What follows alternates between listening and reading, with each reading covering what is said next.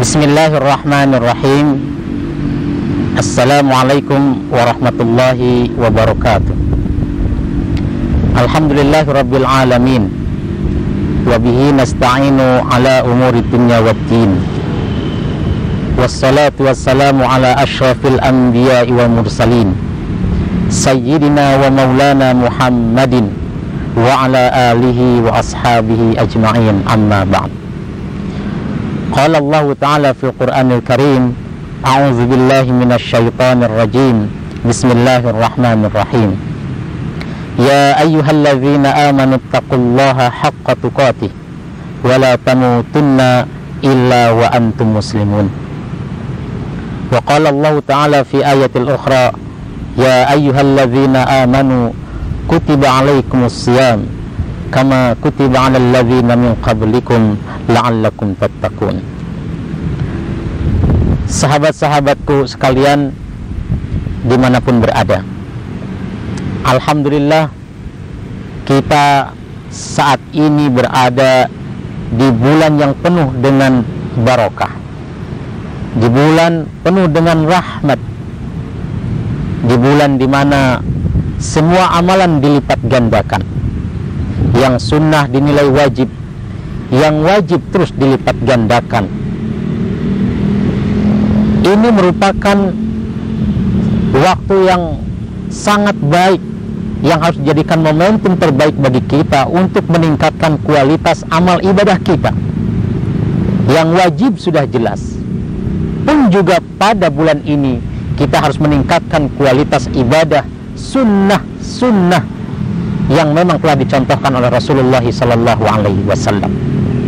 Nah, pada kesempatan kali ini kami ingin menyampaikan, sahabat-sahabat sekalian, terkait dengan amalan-amalan sunnah yang harus dilakukan, yang telah dicontohkan oleh Rasulullah SAW di bulan Ramadan. Dan ini, amalan-amalan sunnah ini juga tidak hanya di bulan Ramadan, tetapi perlu kita lakukan di bulan-bulan yang lainnya. Terkait dengan sunnah-sunnah tersebut, yang pertama adalah ketika kita bangun tidur.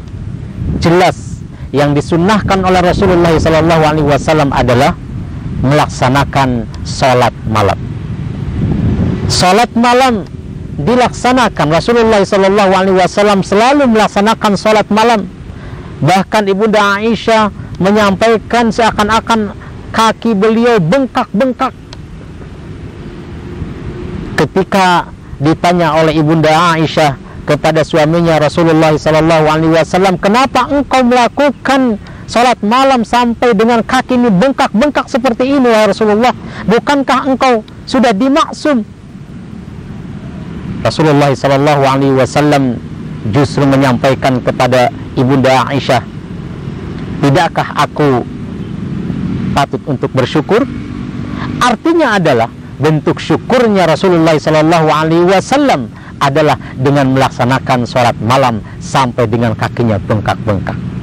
Mari kita sama-sama laksanakan sunnah Rasulullah SAW ini. Adapun terkait dengan jumlah rakaat dan lain sebagainya, maka tidak disampaikan pada saat ini. Kemudian sunnah di bulan Ramadan yang kedua setelah salat malam adalah sahur. Sahur sunnah. Kita perlu untuk mengadakan sahur. Sahur berjamaah dengan keluarga. Dan waktu sahur itu dilaksanakan di akhir daripada waktu mendekati salat subuh, mendekati waktu subuh. Dan ini adalah sunnah Rasulullah SAW. As-sahur kulluhu barakah. Perhatikan bahwa Rasulullah SAW pernah menyampaikan bahwa sahur itu adalah berkah. Semua sahur yang dilakukan oleh kita itu adalah mengandung berkah. Fala tad'uhu, maka janganlah engkau meninggalkan sahur. Bersahurlah. meskipun dengan seteguk air. Kalau memang tidak mampu, lebih baik dengan satu piring secukupnya dan diiringi dengan sahur. Kemudian sahabat-sahabatku sekalian dimanapun berada, setelah sahur maka sunnah Rasulullah SAW yang lainnya adalah membaca Al-Quran, bertadarus Al-Quran. Di bulan ini harus dijadikan sebagai momentum kita memperbanyak membaca Al-Quran. Bagaimana Ibnu Abbas menginformasikan kepada kita semuanya bahwa wa kana Jibril yalqahu fi kulli lailatin min Ramadan fayudarisuhul Quran. Jibril menemui Rasulullah SAW pada tiap malam bulan Ramadan, dan dia Jibril bertadarus Al-Quran bersama Rasulullah SAW. Kalau di bulan yang lainnya kita membaca Al-Quran hanya 1-2 lembar, maka mari kita berupaya sekuat tenaga semaksimal mungkin untuk memperbanyak membaca Al-Quran, minimal 1 hari 1 juz. Sudah banyak sekarang yang mempelopori one day one juz, 1 hari 1 juz, dan mereka mampu. Kenapa kita tidak? Padahal sebetulnya kita sama. Kita muslim iya, meyakini kitab Al-Quran sebagai kitab suci juga iya. Namun kenapa berbeda antara satu dengan yang lainnya dalam hal memperbanyak membaca Al-Quran? Ingat bahwa kita mampu untuk bersama mereka dalam hal memperbanyak membaca Al-Quran. Mudah-mudahan saya doakan kita semua mampu lebih memperbanyak membaca Al-Quran di bulan suci Ramadan ini. Mudah-mudahan 1 hari 1 juz. Kalau tidak 1 hari 1 juz, 1 hari setengah juz. Sahabat-sahabatku sekalian dimanapun berada. Kemudian sunnah yang selanjutnya yang harus dilakukan oleh kita adalah banyak bersedekah. Bersedekah di bulan yang lainnya mendapatkan kebaikan yang luar biasa, terutama di bulan Ramadan. Rasulullah SAW dan para sahabat ridwanullahi alaihim menjadikan momentum bulan Ramadan ini menjadi bulan untuk bersedekah. Karena memang banyaknya keutamaan, dilipat gandakannya pahala oleh Allah Subhanahu wa taala, maka mereka selalu memperbanyak sedekah. Apalagi sedekah kepada orang-orang yang memerlukan. Ingat, kehidupan di dunia ini ada yang kaya, ada yang miskin. Maka yang kaya harus menjadikan momentum di bulan Ramadan ini untuk memperbanyak membantu si miskin, si fakir, sehingga mereka bisa terbantu. Sahabat-sahabatku sekalian dimanapun berada, memberi makanan kepada orang yang berbuka puasa ini pun juga adalah sunnah.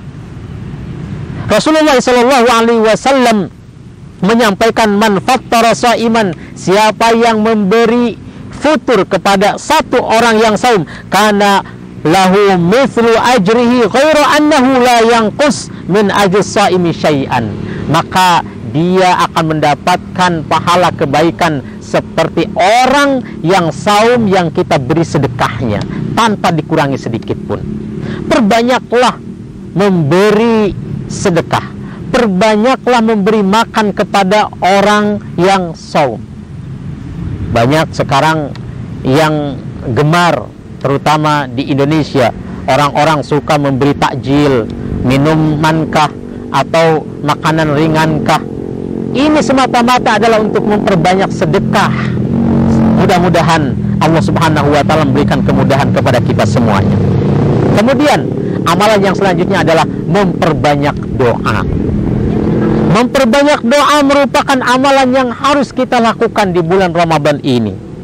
Rasulullah SAW bersabda, "Thalathatun la turaddu da'watuhum as-sa'imu hatta yuftira wal imamul adilu wa da'watul mazlum."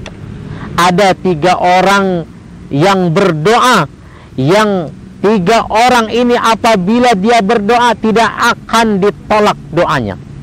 Siapa saja 3 orang ini?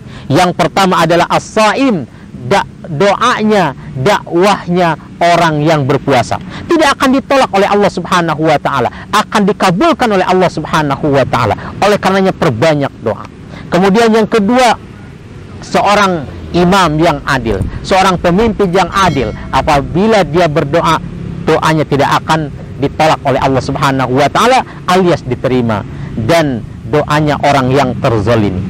Sahabat-sahabatku sekalian dimanapun berada, selama kita berpuasa, selama kita menjalankan ibadah saum di bulan Ramadan ini, jangan tinggalkan berdoa. Perbanyak doa, karena doa itu adalah senjata kita. Bahkan dengan doa, segala sesuatu yang seharusnya terjadi jadi tidak terjadi. Sesuatu misalkan yang buruk seharusnya terjadi, dengan doa boleh jadi kita dikabulkan oleh Allah Subhanahu wa Ta'ala, akhirnya keburukan itu tidak menimpa kita. Sahabat-sahabatku sekalian dimanapun berada, di antara sunnah yang lainnya adalah menyegerakan berbuka puasa. Jadi ketika muazin mengumandangkan Allahu Akbar, Allahu Akbar, maka bersegera kita untuk berbuka. Ta'jil, segera berbuka puasa, karena itu merupakan sunnah dari Rasulullah Sallallahu Alaihi Wasallam. Kemudian yang terakhir adalah i'tikaf. I'tikaf di bulan Ramadan ini adalah sunnah. Dikala banyak orang-orang yang tidak mampu untuk melaksanakan i'tikaf, berdiam diri di masjid di 10 hari yang terakhir, maka kita berupaya sekuat tenaga bagaimana agar kita mampu melaksanakannya. Terutama di bulan Ramadan di tahun ini, kita berupaya, sahabat-sahabat sekalian, mari kita niatkan dari sejak sekarang untuk beriktikaf. Dengan iktikaf banyak sekali fadilah, banyak sekali keutamaan yang akan kita dapatkan. Di antaranya adalah waktu yang memang waktu itu kita gunakan untuk berzikir dan memperbanyak doa kepada Allah Subhanahu wa Ta'ala. Inilah di antaranya yang perlu kami sampaikan terkait dengan amalan-amalan sunnah di bulan Ramadan, dan sebetulnya masih banyak amalan-amalan sunnah yang telah dicontohkan oleh Rasulullah SAW. Namun mungkin hanya ini yang perlu kami sampaikan terkait dengan amalan sunnah yang harus kita laksanakan sesuai dengan tuntunan Rasulullah SAW. Mudah-mudahan ada manfaatnya, khususnya diri saya pribadi, khususnya bagi antum semua dimanapun berada. Dan kami akhiri dengan wabillahi taufiq wal hidayah. Wassalamualaikum warahmatullahi wabarakatuh.